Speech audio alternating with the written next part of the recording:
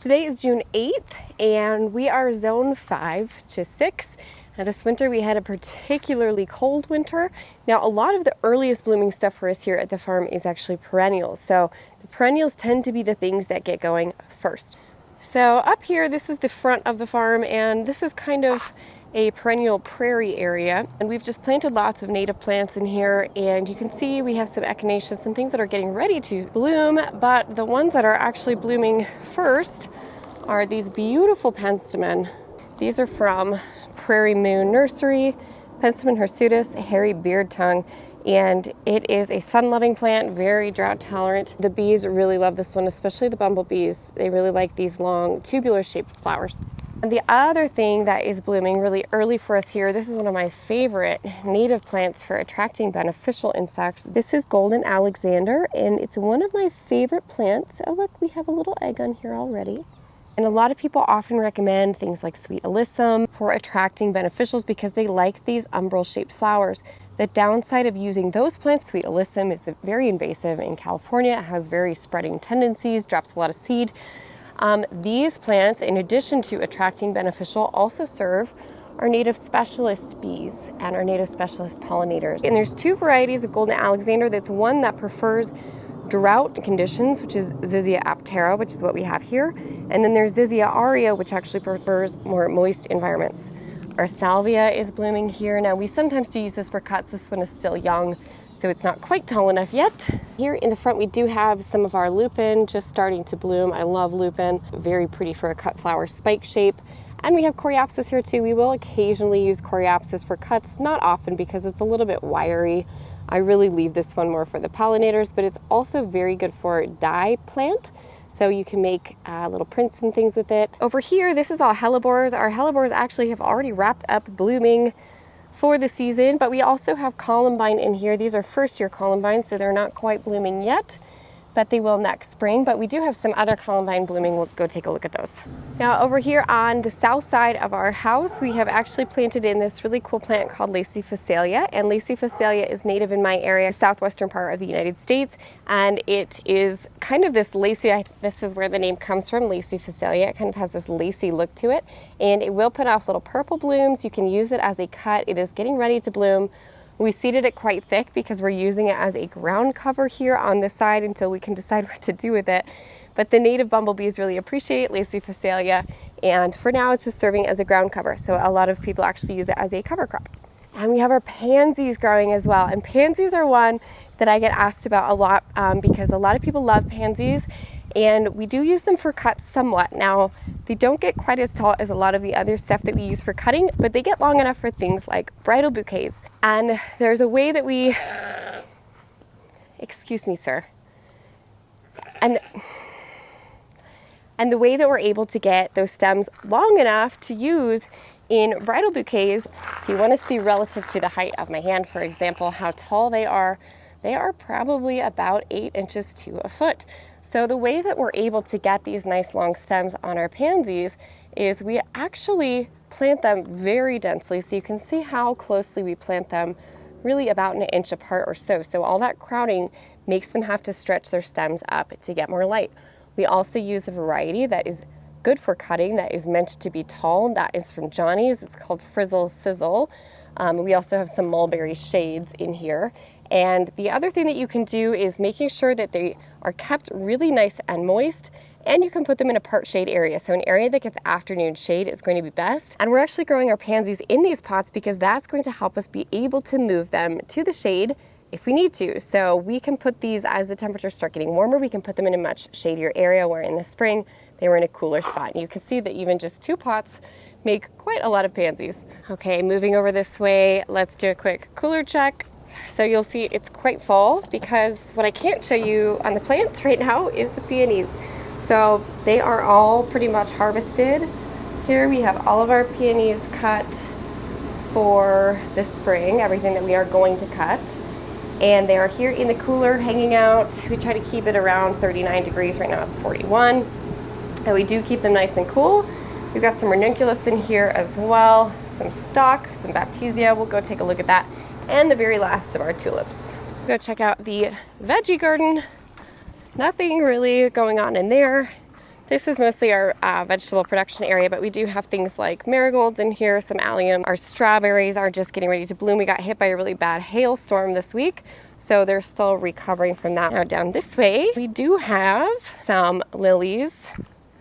These are gorgeous, almost black lilies. Now we don't really use these for cutting. I know that there are some growers who do use them for cutting. I just don't personally, because they just don't hold very well in the vase. Their vase life is rough, so I find they're one that I enjoy more on the plant.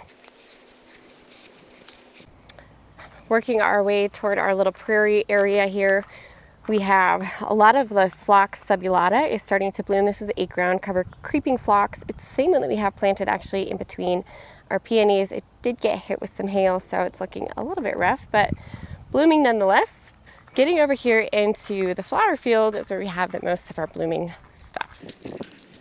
Over here we have our peonies. Now you'll see we don't have many blooming. There are some down toward the end of the barn.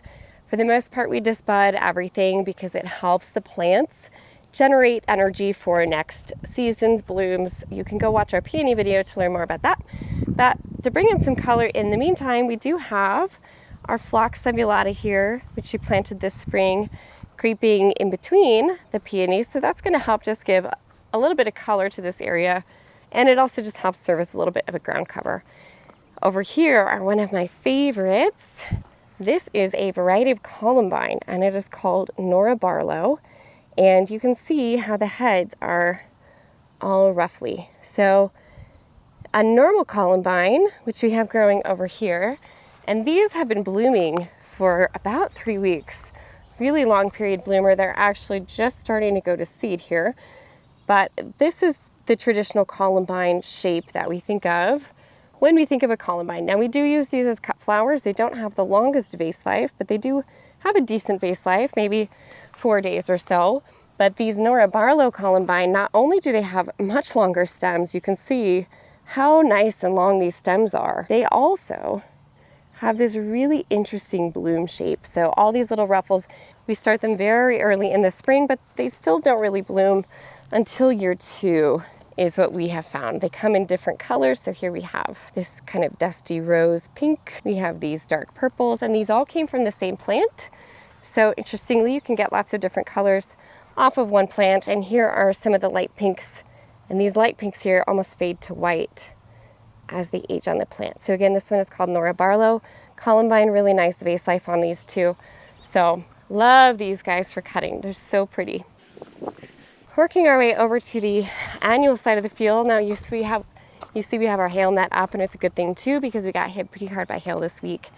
And everything that was under the hail net did fine. Everything that was not toward the back got hit harder. Interestingly, with hail, sometimes it hits in certain places and not others. But this is one of my other favorite cutting flowers that is very underappreciated. This is called baptisia. Some people call it baptisia. And it is native to North America. We have a couple different varieties here. We have the straight variety, which is blue. And then we also have a cultivar called pink truffles. And not only can we use this for the blooms in the spring, we can use it for the foliage later in summer as the plants get a little bit hardier. And then they make a really neat seed pod in the fall that we can also use. So it's a year-round seasonal interest plant. They do get really big. I actually planted them too close, so we will have to do some transplanting this year. I think this is the other variety we grow, the pink truffles. And I hear a little bee buzzing around. See if you can find him. There he is. Usually it's the bumblebees that are on this one. Don't have many bees yet this year. It's been a little cold. These are the last of the peonies that we have blooming here. I just saved a few. This is Bartzella. This is an Ito intersectional peony. And the rest of these are all herbaceous peonies. Our roses here, we have a rose video coming out next week. So we'll be talking more about how we grow these roses. This is all roses in here. And then some of the other things we have blooming right now include these ranunculus, one of my favorites. Now we don't always have good years for ranunculus. They really prefer cooler springs, and we don't always get that here. But this year has been very cool and wet, so they've really been enjoying that. But even then, they're starting to get toward the end of their bloom period. So pretty. And over here, one of my other favorites, this is stock. And stock is one that I grow from seed. It's very easy to grow from seed. The difficult thing about it is timing, because stock really needs to be blooming before the temperatures hit around 80. Once you start getting into regular 80-degree day temperatures, these start to fizzle out and they won't bloom. So if you don't start them early enough, they will have trouble blooming. So we started these ones actually in December, and they were planted into this little tunnel structure in the end of February, and now they are blooming here in early June. So that's kind of the timeline for these. They only send off one stalk from each plant. So this is one that we don't pinch. So just one bloom on each one. The scent on these is just unmatched. And you can see over here, this one looks a little different. This is because this is a single bloomer. Now you can get either one. You can get singles or you can get doubles from the seed. So there is supposedly a way to select at seedling stage for the singles or the doubles. It's just very time consuming. I used to do it, but I don't do it anymore. I just grow this variety from Johnny's that has a pretty high percentage of the double blooms. And even if there's a single, I'll still use them. They're still cute and they still have the nice scent that everybody loves in stock. Okay, so moving on. The other thing we have blooming right now is our snapdragons are just starting to pop up. And snapdragons are really pretty cold tolerant. This variety down here is the Chantilly mix. And the Chantillies tend to be one of the more cold tolerant blooms. So we plant these really early. We've had snapdragons survive snow quite easily. We plant them out early and usually around 6 to 8 weeks before last frost is when we're planting these. And they are just now starting to bloom. And then we also have the Madam Butterfly series, which you can see are still smaller. Those ones are not quite blooming yet. They were a little bit behind these ones. So, and the pollinators love these ones too, because the shape is just right for them to get in. This is the stage we're gonna cut them in. So we want them still closed up on the top and open down near the bottom. Over here are some more peonies. Some of the few that I'm letting bloom here this year. And down here we have our allium. So we're doing, we tried a whole bunch of different allium shapes this year. Not only do allium actually attract a lot of beneficials, you can see there's a lot of activity going on around these plants. They also are just really interesting visually. So some of the gigantic versions, as you can see, this one, for example, is really quite large. Lastly, the geum over here. Geum. This is a cultivar of geum, which is a native plant. And these are some cultivars. I believe this one is called Alabama Slammer. It has a couple different colors in here. And here's another variety over here, which is also really pretty. And geum, early, very early bloomer. This one's actually been blooming here for about 3 weeks. And over here, I see our phlox, our cherry caramel phlox and our creme brulee phlox are starting to bloom. And I actually don't want them blooming yet. I have been delinquent on pinching them. So what we want to do with the phlox is we come in and we pinch off all the top, because otherwise phlox blooms, as you can see, really short. We want to make sure it's blooming tall, so we continue to pinch this one until it gets nice and tall. And we're also just starting to see some blooms here from our delphinium. So the delphinium here are just getting ready to put some spikes out. And we have our sweet peas over here, which I actually harvested most of. I need to hit this ranunculus. We were gone this last week, so all these butterfly ranunculus have gone a little further than I would like. But down here we have our sweet peas. We have 2 peas growing. We have edible snap peas over here, and then we have non-edible sweet peas. Remember, sweet peas are not edible. Oh, our foxglove are getting ready to go too. Very close on the foxglove. And here you can see our sweet peas. My favorite scent in the world, hands down. And we plant these very early as well. We plant these right after St. Patrick's Day, so really quite early. They're quite cold tolerant. As you can see, they really flourished in the cold. You do have to make sure you're keeping your sweet peas deadheaded, but you can cut them at different stages. So you can cut them either just this bloom, or you can cut further down and use the whole vine as sort of an interesting piece for flower arranging. So I hope that you enjoyed our little tour and walkabout of the flower farm here in early summer and our first bloomers of the season. I hope this video kind of shows you how early you can plant a lot of these things. I mentioned that Some of these things have been planted 6 to 8 weeks before last frost without any protection. Sweet peas, snapdragons are two of those, but really the perennials are heavy hitters when it comes to the early blooms in the season.